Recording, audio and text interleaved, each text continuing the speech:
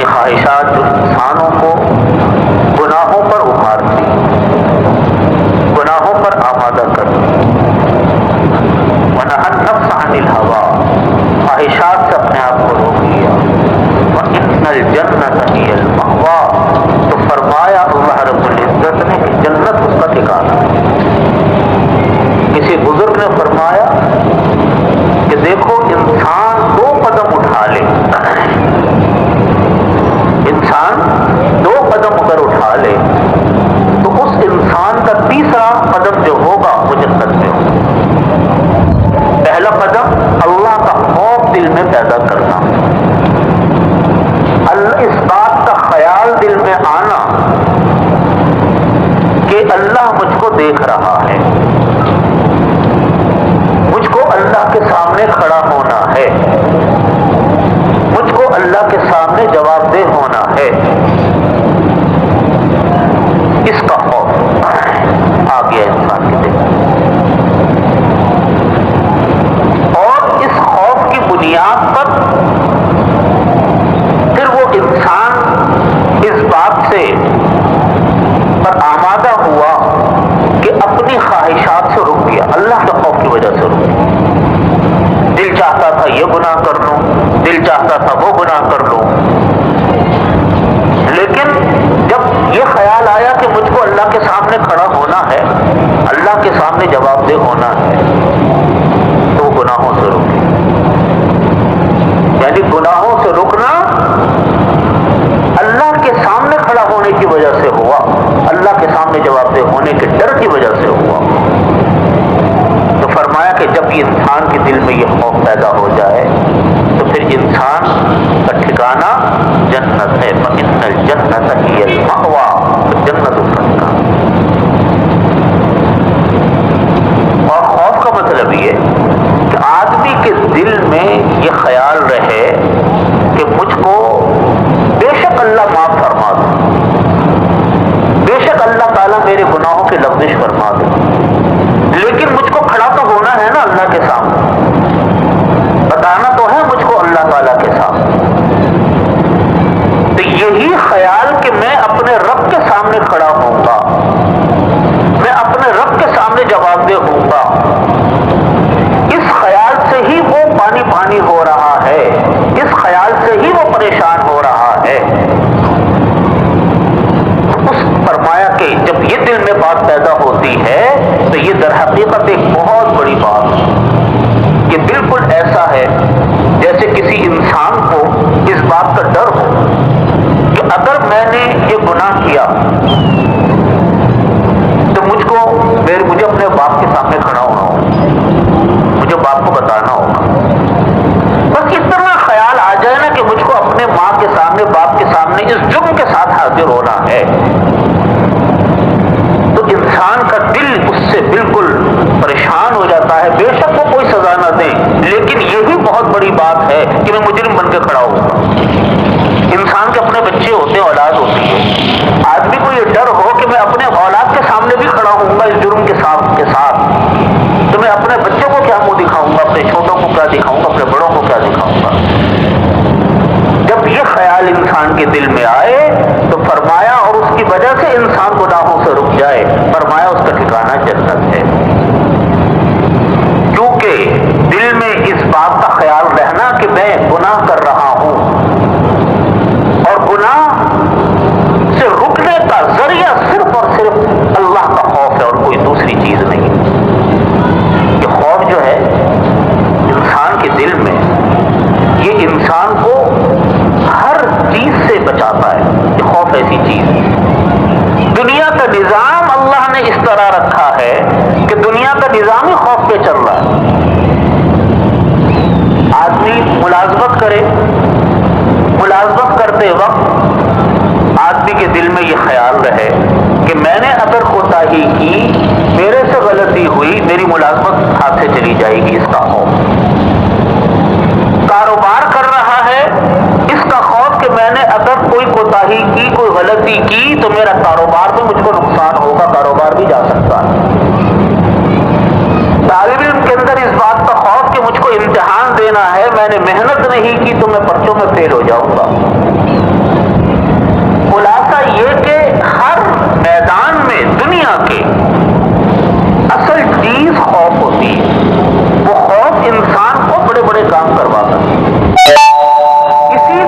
زندگی کا ایک امتحان ہے، زندگی دارال امتحان ہے جس کا ہمیں جواب دینا ہے اللہ کی بارگاہ میں۔ جب یہ زندگی میں جب خوف ہمارے دل میں ہوگا اور خوف بھی رب ذوالجلال کا ہوگا تو بڑے بڑے گناہوں سے انسان بچ سکتا ہے، بڑے بڑے گناہوں اور معصیتوں سے انسان رک سکتا ہے اس خوف کی وجہ سے۔ اور اگر خدا نہ خواستہ کوئی جرم سرزد ہو گیا، کوئی گناہ ہم سے ہو گیا، تو اللہ رب العزت کی ایسی مہربانی ہے، وہ اتنا غفور الرحیم ہے کہ اللہ رب العزت نے باوجود اس تمام تر خوف ہونے کے اگر گناہ سرزد ہو گیا تو اس سے بھی پلٹنے کا راستہ رکھا۔ فرمایا کریم علیہ السلام نے کہ التائب من الذنب کمن لا ذنب لہ، گناہوں سے توبہ کرو۔ جب گناہوں سے توبہ ہو گئی اللہ تعالیٰ دوبارہ پاک صاف فرما دیا۔ گناہوں سے بھی وہی پاک توبہ کرتا ہے جس انسان کے دل میں اللہ کا خوف ہوتا ہے، لیکن جب خدا نہ خواستہ یہ خوف اور خدا نہ خواستہ جب دلوں سے یہ خوف اٹھ جائے پھر انسان بھیڑیا بن جاتا، پھر بڑے سے بڑا گناہ کرنے لگ جاتا۔ آج ہم دیکھیں ہمارے اپنے ملک میں کتنے ادارے قائم ہیں قانون نافذ کرنے والے، کتنے ادارے ہیں جو انسان کو جرائم سے روکنے کے لیے، ادارے کے اوپر ادارے، انسداد دہشت گردی، انسداد رشوت ستانی، پولیس کا محکمہ، فلانا محکمہ، فوج کا محکمہ، ایک سلسلہ ہے محکموں کے۔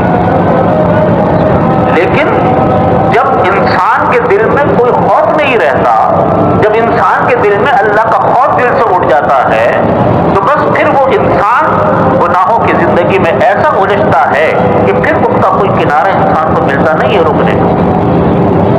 آج ہم ہر میدان پہ دیکھتے ہیں کہ ہمارے ہاں گناہوں کی کثرت ہے، رشوت کی کثرت ہے، دھوکے کی کثرت ہے، جھوٹ کی کثرت ہے، لاقانونیت ہے، کوئی حال کسی بھی مرحلے کے اوپر کہیں رک نہیں رہا۔ اگر کوئی پوچھے کہ ان ساری چیزوں کے پیچھے کیا ہے، ان ساری چیزوں کے پیچھے در حقیقت اللہ کا خوف ہے جو دلوں سے اٹھ گیا۔ نبی کریم صلی اللہ علیہ وسلم نے اسی کو فرمایا اکثروا ذکر حازم اللذات الموت، کہ تم لوگ کثرت کے ساتھ لذتوں کو توڑنے والی چیز موت کو یاد کیا کرو۔ تم لوگ لذتوں کو توڑنے والی چیز موت کو کثرت سے یاد کیا کرو، کیونکہ جب انسان کو یہ خیال آتا ہے کہ میری ان تمام خواہشات، میری ان تمام لذتیں، اس کا اختتام ہو جائے گا موت، تو آدمی کو دل میں خیال آتا ہے کہ میں جو گناہ کا کام کر رہا ہوں یہ کیسے ختم ہو۔ حضرت عمر فاروق رضی اللہ عنہ ایک مرتبہ رات کو گشت پر، دوران گشت معمول تھا حضرت عمر فاروق رضی اللہ عنہ کا راتوں کو گشت فرماتے تھے، دیکھتے تھے مدینہ نہیں۔ ایک مرتبہ حضرت عمر فاروق رضی اللہ عنہ گشت پر تھے، ایک گھر کے پاس سے جب گزرے آدھی رات کا وقت، تو ماں بیٹی کی آواز، باتیں کرنے کی آواز آ رہی۔ ماں کہہ رہی تھی بیٹی کو کہ بیٹی کو ایسا کرو تم پانی پی لو، ایسا لگتا کہ ان کا کوئی کاروبار۔ حضرت عمر بیٹی نے کہا کہ ماں حضرت امیر المومنین حضرت عمر فاروق رضی اللہ عنہ کا فرمان ہے کہ کوئی انسان کو پانی نہ پلائے تو منع نہیں۔ تو ماں نے کہا کہ بیٹا اس وقت کون سا حضرت عمر فاروق یہاں پر موجود ہے، کون دیکھ رہا ہے؟ تو بیٹی نے کہا کہ اماں اس وقت عمر فاروق رضی اللہ عنہ تو دیکھ نہیں رہے، لیکن ان کا حاکم تو دیکھ رہا ہے، ان کا اللہ تو دیکھ رہا ہے۔ فَأَيْنَ اللَّهُ، بیٹی نے یہ جملہ کہا کہ فَأَيْنَ اللَّهُ، اس وقت اللہ کہاں کیا؟ حضرت عمر فاروق یہ جملہ سن رہے ہیں کہ کون یہ لڑکی ہے جو اتنی بڑی ولی اللہ ہے کہ آدھی رات کو بھی اس کو یہ خیال ہے کہ مجھ کو اللہ دیکھ رہا ہے۔ تشریف لے گئی، گھر پر نشان لگایا، تشریف لے گئی، گھر جا کر معلومات کروائی، پھر اپنے بیٹے حضرت عبداللہ ابن عمر رضی اللہ عنہ کے رشتے کا پیغام اس لڑکی سے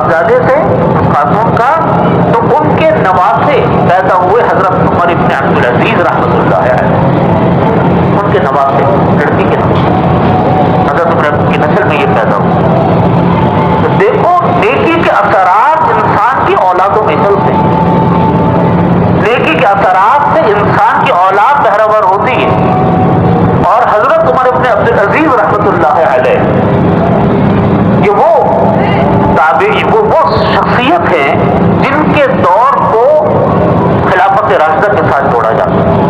کہا جاتا ہے کہ ان کا دور اتنا عظیم الشان دور تھا کہ یہ خلافت راشدہ کے ساتھ کو جوڑا جاتا ہے، بہت مختصر دور تھا، لیکن امن و امان اور انصاف اور تمام تر خوبیوں کے ساتھ یہ دور ایسا تھا کہ حضرت عمر فاروق رضی اللہ عنہ کے دور کی یاد تازہ کی۔ حضرت عمر بن عبدالعزیز رحمۃ اللہ علیہ جب بادشاہ مقرر ہوئے تو پہلے تو حضرت عمر بن عبدالعزیز رحمۃ اللہ علیہ کی جو زندگی تھی وہ ایسی فیشنیبل زندگی تھی اور ایسے شوقین مزاج تھے کہ کوئی حد نہیں، نوجوانوں کے آئیڈیل تھے، کہیں سے گزر جاتے تو خوشبو کی مہک دیر تک نہیں ختم ہوتی تھی، ان کا پہننا ان کا اوڑھنا وہ جوانوں کا نوجوانوں کا آئیڈیل ہوتا تھا، فیشن ہوتا تھا۔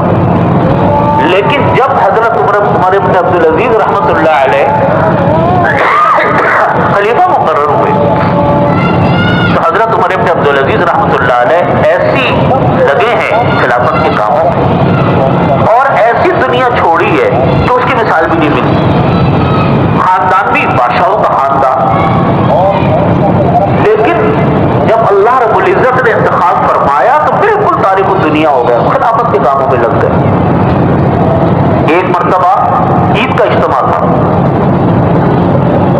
عید کے اجتماع میں سارے خاندان والے جمع، بادشاہوں کا خاندان، ان کی جو اہلیہ تھی وہ بھی ماشاءاللہ سلسلہ ان کا اسی طریقے سے چلا آ رہا تھا، مالداروں کا خاندان تھا۔ لیکن حضرت عمر بن عبدالعزیز رحمۃ اللہ علیہ چونکہ بالکل خلافت کے کاموں میں لگ گئے تو سارے کام ان کے ختم ہو چکے تھے دوسرے، اتنی غربت آ گئی تھی حضرت عمر بن عبدالعزیز رحمۃ اللہ علیہ کے پاس، عمر بن عبدالعزیز رحمۃ اللہ علیہ کے ہاں، کہ کتابوں میں لکھا ہے کہ ایک مرتبہ ہر وقت سفر میں رہتے تھے کیونکہ خلافت پھیلی پڑی تھی، تو ایک مرتبہ سفر سے آئے، بچوں کو گود میں بٹھا کر جب پیار کیا تو ان کے منہ سے پیاز کی بدبو آ رہی تھی۔ اپنی اہلیہ سے پوچھا کہ کیا بات ہے، بچوں کے منہ سے پیاز کی بدبو کیوں آ رہی؟ ان کی اہلیہ نے کہا کہ جو کچھ بھی تھا مہینے کا خرچہ وہ پورا ہو گیا، تو اب میں تو پیاز سے روٹی کھلا رہی ہوں۔ خلافت جس میں کوئی زکوٰۃ کا مستحق نہیں ملتا تھا، ان کے اپنے خلیفہ کے بچوں کا یہ حال ہو گیا۔ تو جب عید کا اجتماع تھا تو سارے بچے جمع، خاندان جمع، اتنا کپڑے پہنے ہوئے، طرح طرح کی چیزیں بچوں کے ہاتھوں میں گھر والوں نے پہنی ہوئی جیسے عید کے موقع پر ہوتا ہے۔ اس سال عمر بن عبدالعزیز رحمۃ اللہ علیہ کے پاس اتنے پیسے نہیں تھے کہ اپنے لیے اپنے بچوں کے لیے عید کے کپڑے سلوا سکتے، چنانچہ ایسے ہی چلے گئے پرانے کپڑوں میں۔ لیکن وہاں جب دیکھا کہ سب بچوں کے پاس اتنے کپڑے اتنی چیزیں، تو گھر واپس آ کر اپنے بچوں سے کہا کہ بیٹا ہمیں معاف کر دینا، اس سال ہم آپ کے لیے عید پر نئے کپڑوں کا انتظام نہیں کر سکے۔ تو بچے بھی باپ کی تربیت یافتہ تھے، بچوں نے کہا کہ ابا، عجیب جملہ کہا بچوں نے کہا کہ ابا جان ہمیں کوئی افسوس نہیں ہے کہ اس عید پر ہمارے لیے کپڑے نہیں بنے، ہمیں خوشی اس بات کی ہے کہ دنیا کی خوشیوں کے لیے آپ آخرت کی کسی مصیبت میں گرفتار نہیں ہوئے، دنیا کی خوشیوں کے لیے آپ آخرت کی کسی مصیبت کے لیے گرفتار نہیں ہوئے۔ تو بھائیوں، جب اللہ تعالیٰ دلوں میں خوف پیدا کرتے ہیں، دلوں میں خوف آ جائے انسان کے، انسان بڑے بڑے گناہوں کو ترک کر دیتا۔ یہ جو آج ہمارے ہاں پورا ماحول ایک بن گیا جو ہمارے سامنے ہے، اس کی بنیاد میں آپ جا کر دیکھیں کتنے جرائم ہمارے معاشرے میں پھیلے پڑے، کتنے ادارے عدالتوں سے لے کر کتنے ادارے قائم ہیں جرائم سے روکنے کے لیے، لیکن جرائم ہے کہ آسمان کے اوپر بڑھتے پہنچ رہے ہیں۔ بنیادی طور پر اگر آپ اس کا تجزیہ کریں تو اس کے پس پشت نظر آئے گا کہ اللہ کا خوف دلوں سے نکل گیا، موت کا خوف نکل گیا، اللہ کے سامنے کھڑا ہونے کا ڈر انسان کے دلوں سے نکل گیا۔ یہ جملہ تو یاد رہ گیا کہ اللہ غفور الرحیم ہے، اللہ غفور الرحیم یقیناً ہے، لیکن اس کا یہ مطلب نہیں ہے کہ اللہ تعالیٰ نے ہمیں اور آپ کو ہر قسم کی پابندیوں سے آزاد کر دیا۔ ہمارے اوپر پابندیاں ہیں اور یہ خوف انسان انسان کے دل میں کیسے پیدا ہوتا ہے جب انسان اپنی آخرت اور اپنی موت کو یاد کرتا ہے۔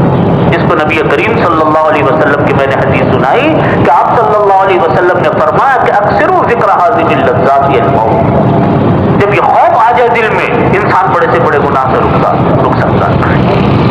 حضرت عمر فاروق رضی اللہ عنہ ایک مرتبہ سفر پہ جا رہے تھے، تو انہوں نے ایک بکری، اس زمانے میں عربوں کا رواج تھا کہ وہ دودھ جو جانوروں کے چرواہے ہوتے تھے دوسروں کو پلا دیا کرتے تھے، انہوں نے پلا دیا۔ پوچھا، مانگا حضرت عمر دیکھنے کے لیے کہ یہ آدمی کرتا کیا ہے، اس سے پوچھا مجھے دودھ دے دو گے؟ اس نے کہا نہیں، میں مالک کی اجازت کے بغیر نہیں دے سکتا۔ حضرت عمر فاروق رضی اللہ عنہ اس طرح کے امتحانات لیتے رہتے تھے لوگوں سے، تو اس نے کہا کہ میں مالک کی اجازت سے نہیں دے سکتا۔ آپ نے فرمایا کہ بھائی تم ایسا کرو، مالک کو کیا پتہ چلے گا، کہ تم ایسا کرو کہ مجھ کو یہ تم بکری بیچ دو، میں سفر میں بکری کو ساتھ رکھ لوں گا، اور رہ گیا مالک تو اس کو کہہ دینا کہ بھیڑیا کھا گیا ہو، اور یہ دیکھنے کے لیے کہ دیکھو کیا جواب دیتا ہے۔ تو اس نے کہا کہ میں اگر یہ کام کر لوں گا تو پھر میں اللہ کو کیا جواب دوں گا؟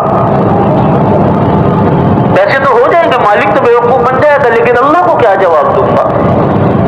تو حضرت عمر فاروق رضی اللہ عنہ نے فرمایا کہ جب تک اس جیسا چرواہا موجود ہے، اس جیسا انسان موجود ہے، کوئی ظالم کسی کے اوپر ظلم نہیں کر سکتا۔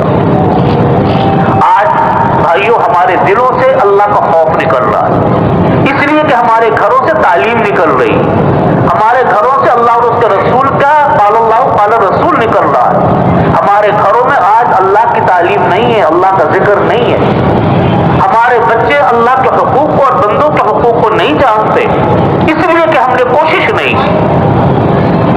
ہم لوگ جب بات کرتے ہیں تو برائیاں ہم عدالتوں کے اوپر ڈالتے ہیں، برائیاں ہم پولیس کے محکموں پر ڈالتے ہیں، برائیاں ہم عدالت حکومتوں پر ڈالتے ہیں، برائیاں ہم فلانے اداروں پر ڈالتے ہیں۔ وہ ادارے ضرور اپنے کام میں جو کر رہے ہیں، لیکن اگر میں اور آپ یہ سوچیں کہ ہم نے اپنی نسل بنانے کے لیے کیا کیا، ہم نے اپنی اولاد کو تیار کس طرح کیا، ہر شخص اگر اپنا جائزہ لے کہ ہم نے کتنا اپنے بچوں کو دین کی تعلیم منتقل کی، ان کے دل میں کتنا ہم نے اللہ اور اس کے رسول کا خوف پیدا کیا، تو ہمیں 0/0 نظر آتا ہے۔ جب ہم گھروں میں اللہ کی تعلیم نہیں کریں گے، اللہ کا حکم نہیں پہنچائیں گے اپنی اولادوں کو، جب ہم گھروں میں اللہ تعالیٰ اور اس کے رسول صلی اللہ علیہ وسلم کے احکامات اپنے بچوں کو نہیں سکھائیں گے، تو بھائیوں یہی کچھ ہوگا جو ہو رہا ہے۔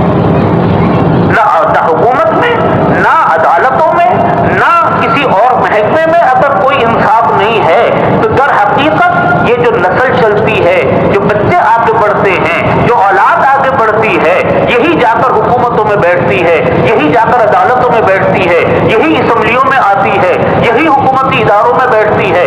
تو جب نیچے سے تربیت نہیں ہوئی تو اوپر تو خالی ایک قوم اور ایک فوج پہنچے جن کے پاس کوئی تعلیم نہیں ہو، اور وہی آج ہمارے ساتھ ہو رہا ہے۔ میرے والد ماجد حضرت مفتی محمد رفیع عثمانی صاحب رحمۃ اللہ علیہ اپنی تقریروں میں نے کئی مرتبہ ان سے یہ بات سنی، وہ یہ فرماتے تھے کہ جس طریقے سے ہمارے ہاں کا تعلیمی نظام چل رہا ہے، جیسا ماحول ہمارے ہاں چل رہا ہے، بچوں اس وقت سے جب یہ نوجوان نسل اوپر جا کر اپنا کام سنبھالے گی، اس کو دیکھنا کیا نتیجہ نکلتا ہے۔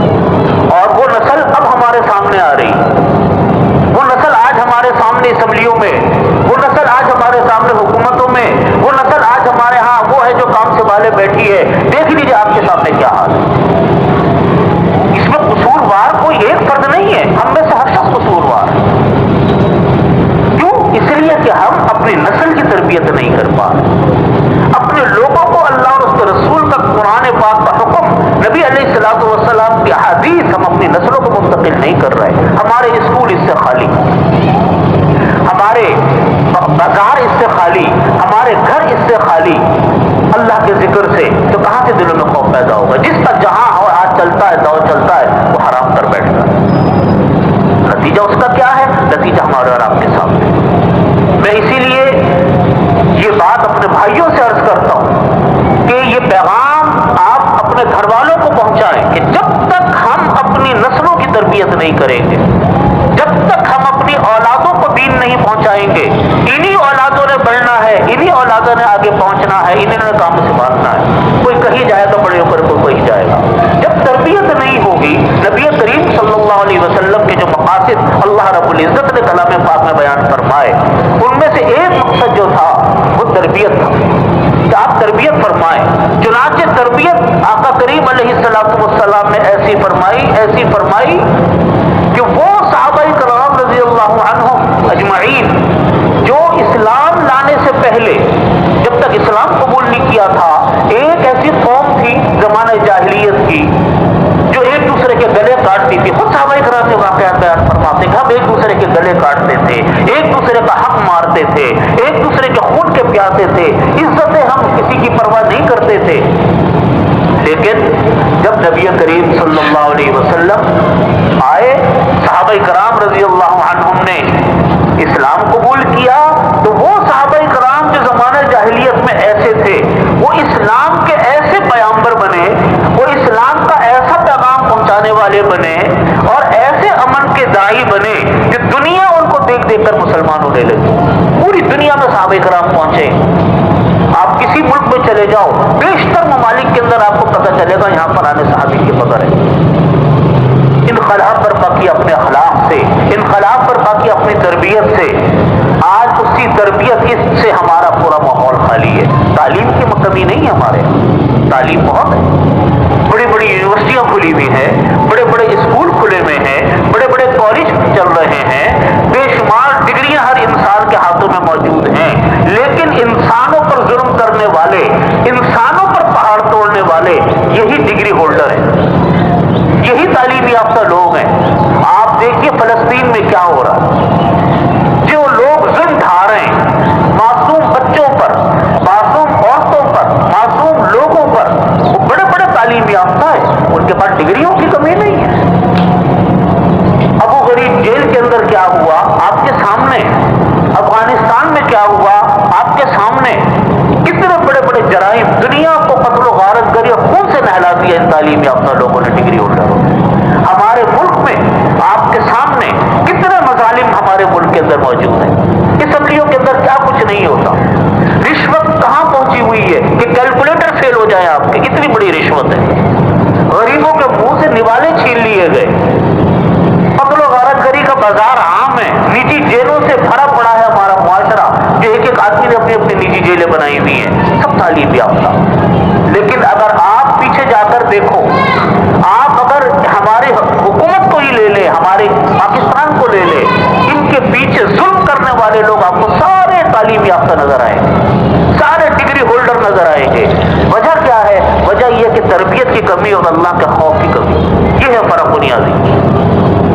अगर तरबियत होती, तरबियत में हम कहते हैं कि जो हुकूमत फलाना नहीं कर रही, मैं आपसे अर्ज करता हूं कि तरबियत का फुकदान, कोई मुजरिम अगर मुजरिम है, कोई रिश्वतखोर अगर रिश्वतखोरी कर रहा है, कोई इंसान किसी ओहदे पर बैठकर वो रिश्वत सतानी कर रहा है, करप्शन कर रहा है, उसके जिम्मेदार उसके माँ बाप भी हैं, उसके जिम्मेदार उसके असातिज़ा कराम भी हैं कि उन्होंने एक ऐसी नस्ल तैयार करके ऊपर भेजी जो कि आज तरह तरह के जराइम का शिकार है। उनके दिल में खुदा का खौफ पैदा नहीं हुआ तो क्यों नहीं हुआ? उनको माँ बाप ने क्यों ये तालीम नहीं दी कि वो अपने बच्चों को सिखाते कि ये चीज हराम है?